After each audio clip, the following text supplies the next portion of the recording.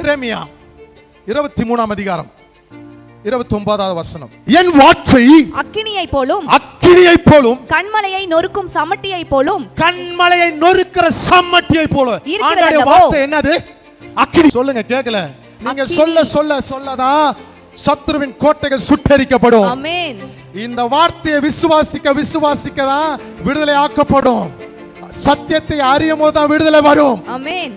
சபை ஆசீர்வதிக்கப்படணும். நீங்க வந்திருக்க நீங்க எல்லாம் ஆசீர்வாதம் இல்லாம தான் போகணும்னு நினைக்கிறீங்களா? இல்ல, எல்லாமே ஆசீர்வதிக்கணும் தானே நினைக்கிறீங்க. ஆமென். அவங்க மாத்திரம் அல்லேலூயா சொல்லுங்க. ஹalleluya. இந்த வார்த்தை அக்கினியை போலவும் கண்மலையை நொறுக்கும் சம்மட்டியை போலும்.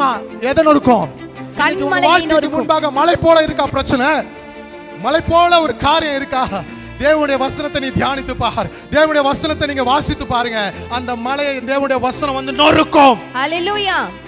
நான் இன்னைக்கு சொல்றேன், தேவன் அறிந்த ஜனங்களுக்கு ஒரு ஈஸியா வெற்றி என்ன சக்சஸ் ஆகிற ஒரு ரகசியத்தை சொல்றேன்.